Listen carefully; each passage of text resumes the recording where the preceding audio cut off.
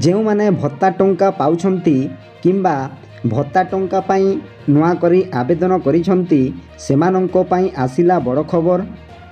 ବର୍ତ୍ତମାନ ସରକାର ଲୋକମାନଙ୍କ ପାଇଁ ବିଭିନ୍ନ ସହାୟତା ରାଶି ପ୍ରଦାନ କରୁଛନ୍ତି, ଅନେକ ଯୋଜନା ଆଣୁଛନ୍ତି। ସେଥିମଧ୍ୟରୁ ଆପଣମାନେ ପାଉଛନ୍ତି ଏହି ଭତ୍ତା ଯୋଜନା। ତ ଆପଣମାନେ ଜାଣିଛନ୍ତି ଏହି ଭତ୍ତା ପାଇଁ ବିଭିନ୍ନ ପ୍ରକାରର ଭତ୍ତା ଅଛି, ଆପଣମାନେ ମଧ୍ୟ ଜାଣିଥିବେ।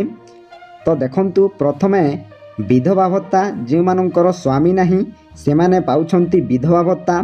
ତାପରେ ଯେଉଁମାନେ 60 ବର୍ଷରୁ ଅଧିକ ବୟସ ହେଉଛି ସେମାନେ ପାଉଛନ୍ତି ବୃଦ୍ଧା ଭତ୍ତା ଏବଂ ମଧୁବାବୁ ପେନ୍ସନ୍ ଯୋଜନା ଆପଣମାନେ ମଧ୍ୟ ପାଉଥିବେ। ତାପରେ ଯେଉଁମାନେ ହ୍ୟାଣ୍ଡିକ୍ୟାପ୍ ଅଛନ୍ତି ସେମାନଙ୍କ ପାଇଁ ମିଳୁଛି ବିକଳାଙ୍ଗ ଭତ୍ତା।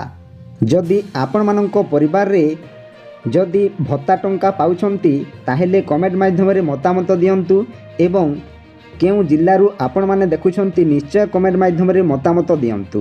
ତାପରେ ଯଦି ଆପଣମାନେ ଭତ୍ତା ଟଙ୍କା ପାଇଁ ଆବେଦନ କରିଛନ୍ତି ଏପର୍ଯ୍ୟନ୍ତ ଯଦି ଭତ୍ତା ଟଙ୍କା ପାଇନାହାନ୍ତି ତାହେଲେ ନିଶ୍ଚୟ କମେଣ୍ଟ ମାଧ୍ୟମରେ ମତାମତ ଦିଅନ୍ତୁ। ମୁଁ ସେମାନଙ୍କ ପାଇଁ ନିଶ୍ଚୟ ଏକ ସେପାରେଟ୍ ଭିଡ଼ିଓ ନେଇ ଆସିବି।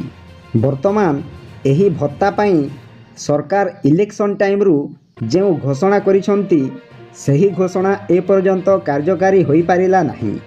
ତ ସରକାରଙ୍କୁ ମୋର ଏତିକି ବିନମ୍ର ଅନୁରୋଧ କରୁଛି କି ଯେଉଁ ଘୋଷଣା କରିଥିଲେ ତାହା କେବେ ଲାଗୁ ହେବ ଏବଂ ଶୀଘ୍ର ଲାଗୁ ହେଉ ବୋଲି ମୋର ଆଶା ଏବଂ ଭରସା ରହିଛି। ଏହି ଭିଡ଼ିଓଟି ଅନେକ ଭିଉଅର୍ସ ମାନେ ଦେଖୁଛନ୍ତି, ଆପଣମାନଙ୍କ ମତାମତ କ'ଣ ଅଛି ନିଶ୍ଚୟ କମେଣ୍ଟ ମାଧ୍ୟମରେ ଆପଣମାନେ ମଧ୍ୟ ମତାମତ ଦିଅନ୍ତୁ। ତାପରେ ସରକାର ପୁଣି ଏବେ ଅନେକ ଏହି ଭତ୍ତା ଯୋଜନା ପାଇଁ ଆଣୁଛନ୍ତି, ଯେଉଁଟାକି ବର୍ତ୍ତମାନ କଳାକାର ଭତ୍ତା। ତ ଆପଣମାନେ ଯଦି କଳାକାର ଭତ୍ତା ଟଙ୍କା ପାଉଛନ୍ତି ନିଶ୍ଚୟ ଭିଡ଼ିଓଟିକୁ ପ୍ରଥମରୁ ଶେଷ ପର୍ଯ୍ୟନ୍ତ ଦେଖନ୍ତୁ। ବର୍ତ୍ତମାନ ସାରା ରାଜ୍ୟରେ ଯେଉଁମାନେ ମୃତ୍ୟୁବରଣ କରିଛନ୍ତି ସେମାନଙ୍କର ମଧ୍ୟ ଭତ୍ତା ଟଙ୍କା ପାଉଛନ୍ତି, ଯେଉଁଟାକି ସେହି ପରିବାର ଲୋକ କିମ୍ବା ସେହି ପଞ୍ଚାୟତର କୌଣସି ସରକାରୀ କର୍ମଚାରୀ ସେହି ଭତ୍ତା ଟଙ୍କାକୁ ହଡ଼ପ କରି ନିଜେ ଖାଉଛନ୍ତି। ସମସ୍ତଙ୍କ ପଞ୍ଚାୟତ କିମ୍ବା ସମସ୍ତଙ୍କ ଜିଲ୍ଲାଗୁଡ଼ିକରେ ଏହା ହେଉଥିବ, ଆପଣମାନେ ସେହି ବିଷୟରେ ଜାଣିନଥିବେ। ତ ସେସବୁ ଆପଣମାନେ ଛାଡ଼ନ୍ତୁ। ଆପଣମାନେ ଯଦି କଳାକାର ଭତ୍ତା ପାଉଛନ୍ତି ତାହେଲେ 20 ତାରିଖ ସୁଦ୍ଧା ମେ 20 ତାରିଖ ସୁଦ୍ଧା ଆପଣମାନଙ୍କୁ ସେହି ଫର୍ମଟି ଭରିବାକୁ ପଡ଼ିବ, ଯେଉଁଟାକି ଆପଣମାନେ ଯଦି ଜୀବିତ ଅଛନ୍ତି ନିଶ୍ଚୟ ଆଗକୁ ଏହି ସମସ୍ତ ସରକାରୀ ଯୋଜନା ଗୁଡ଼ିକ ଆପଣମାନେ ପାଇପାରିବେ, ଯେଉଁଟାକି ସରକାର ଏବେ ନିଷ୍ପତ୍ତି ନେଇସାରିଛନ୍ତି। ଆପଣମାନେ 20 ମେ ସୁଦ୍ଧା ଆପଣମାନେ ସେହି ଫର୍ମଟି ଭରନ୍ତୁ ଏବଂ ବ୍ଲକ ଅଫିସରେ ଜମା କରନ୍ତୁ। ତ ଆପଣମାନେ ଆଗକୁ ନିଶ୍ଚୟ ସରକାରୀ ଯୋଜନା ଗୁଡ଼ିକର ସହାୟତା ରାଶି ଆପଣମାନେ ନିଶ୍ଚୟ ଅତି ଖୁସି ଭାବରେ ଆପଣମାନେ ପାଇପାରିବେ। ତ ସେହି ଫର୍ମଟି କେଉଁଠି ମିଳିବ, କ'ଣ କରିବାକୁ ପଡ଼ିବ ମୁଁ ଆଗକୁ କହିବି। ତା ପୂର୍ବରୁ ଆପଣମାନଙ୍କୁ ଗୋଟିଏ ଅନୁରୋଧ, ଭିଡ଼ିଓକୁ ଗୋଟିଏ ଲାଇକ୍ କରନ୍ତୁ, ମୋ ଚ୍ୟାନେଲକୁ ପ୍ରଥମେ ଆସିଥିଲେ ଗୋଟିଏ ସବସ୍କ୍ରାଇବ୍ କରି ଅଲ୍ ନୋଟିଫିକେସନ୍କୁ ଅନ୍ କରନ୍ତୁ, ଫଳରେ ଏହିପରି ହେଲ୍ପଫୁଲ୍ ନୂଆ ନୂଆ ଭିଡ଼ିଓ ଆପଣମାନଙ୍କଠାରେ ପ୍ରଥମେ ପହଞ୍ଚିବ। ତ ଆସନ୍ତୁ ଜାଣିବା ସେହି ଫର୍ମଟି କିପରି ଫିଲ୍ଅପ୍ କରିବା ଏବଂ କେଉଁଠାରେ ମିଳିବ ଏବଂ କେଉଁଠାରେ ଆପଣମାନେ ଜମା କରିବେ। ତ ଆପଣମାନେ ସ୍କ୍ରିନ୍ ମାଧ୍ୟମରେ ଏହି ଫର୍ମଟି ଦେଖିପାରୁଥିବେ। ତ ଏହି ଫର୍ମଟି କେଉଁଠାରେ ମିଳିବ ନା ଦେଖନ୍ତୁ, ଯେକୌଣସି ଅନଲାଇନ୍ ସେଣ୍ଟର ଗୁଡ଼ିକରେ ଏହି ଫର୍ମଟି ମିଳିବ।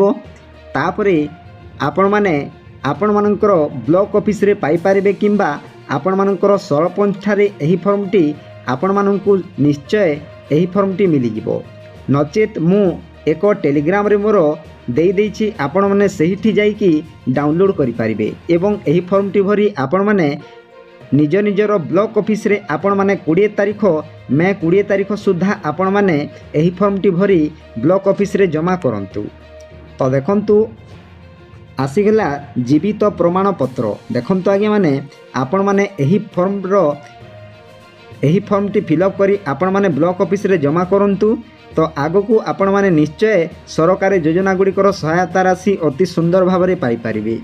ଦେଖନ୍ତୁ ଏହା MKSY ରୁଲ୍ 2018ର 10 ଅନୁସାରେ ଆପଣମାନେ 10 ଅନୁସାରେ ଧାରା 10 ଅନୁସାରେ ଆପଣମାନଙ୍କୁ ଏହି ଫର୍ମଟି ଆସିଛି।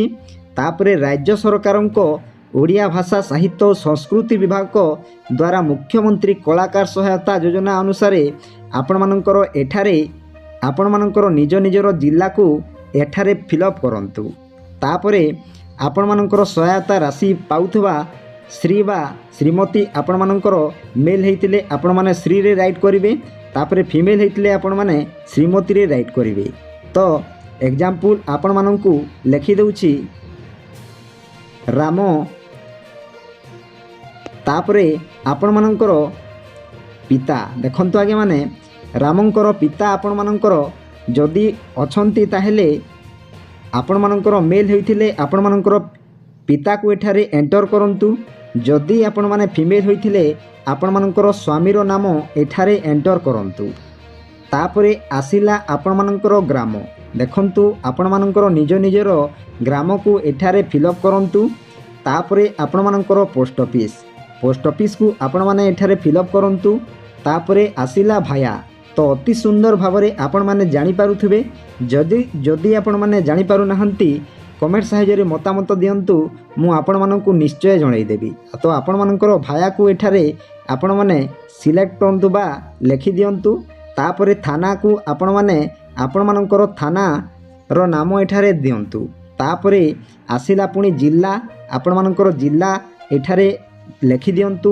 ତାପରେ ବ୍ୟାଙ୍କ ଜମା ଖାତା ସଂଖ୍ୟା ଦେଖନ୍ତୁ ଆପଣମାନଙ୍କର ଆକାଉଣ୍ଟ ନମ୍ବରକୁ ଏଠାରେ ଲେଖିଦିଅନ୍ତୁ। ତାପରେ ବ୍ୟାଙ୍କ ଶାଖା ନାମ ଆପଣମାନଙ୍କର କେଉଁ ଶାଖାରେ ଆପଣମାନେ ଖାତା ଖୋଲିଛନ୍ତି ସେହି ଶାଖାକୁ ଆପଣମାନେ ଏଠାରେ ଫିଲ୍ଅପ୍ କରନ୍ତୁ। ତାପରେ ସେହି ବ୍ୟାଙ୍କର IFSC ସଂଖ୍ୟା। ତ IFSC କୋଡ଼୍ ଆପଣମାନେ ଜାଣିପାରିଥିବେ, ଯେଉଁଟାକି ପାସବୁକ୍ରେ ଉପଲବ୍ଧ ଅଛି। ସେହି ପାସବୁକ୍କୁ ଦେଖି ଆପଣମାନେ ଏଠାରେ ଫିଲ୍ଅପ୍ କରନ୍ତୁ।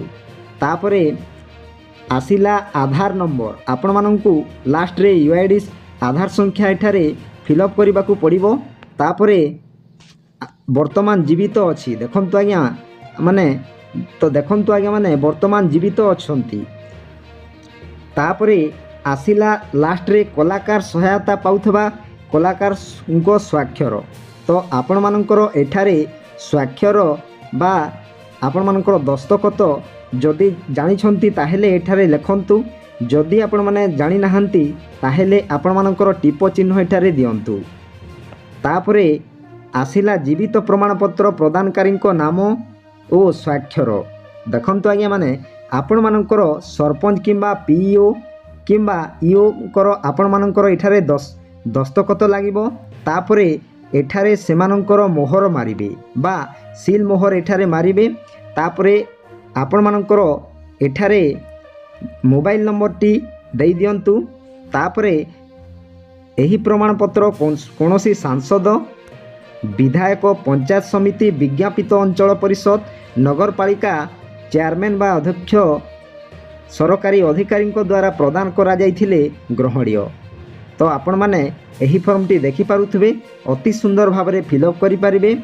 ଯଦି ଫିଲ୍ଅପ୍ କରିପାରୁନାହିଁ ଆପଣମାନେ ଦୟାକରି କମେଣ୍ଟ ସାହାଯ୍ୟରେ କମେଣ୍ଟ କରନ୍ତୁ, ମୁଁ ନିଶ୍ଚୟ ଆପଣମାନଙ୍କୁ ଜଣାଇଦେବି। ତ ଭିଡ଼ିଓଟି କେମିତି ଲାଗିଲା ନିଶ୍ଚୟ କମେଣ୍ଟ ମାଧ୍ୟମରେ ମତାମତ ଦେବେ। ଭିଡ଼ିଓକୁ ଗୋଟିଏ ଲାଇକ୍ କରିବେ। ମୋ ଚ୍ୟାନେଲକୁ ପ୍ରଥମେ ଆସିଥିଲେ ଗୋଟିଏ ସବସ୍କ୍ରାଇବ୍ କରି ଅଲ୍ ନୋଟିଫିକେସନକୁ ଅନ୍ କରନ୍ତୁ, ଫଳରେ ଏହିପରି ହେଲ୍ପଫୁଲ୍ ନୂଆ ନୂଆ ଭିଡ଼ିଓ ଆପଣମାନଙ୍କଠାରେ ପ୍ରଥମେ ପହଞ୍ଚିବ। ତ ଭିଡ଼ିଓକୁ ଏଇଠି ଏଣ୍ଡ କରୁଛି। ଜୟ ଜଗନ୍ନାଥ।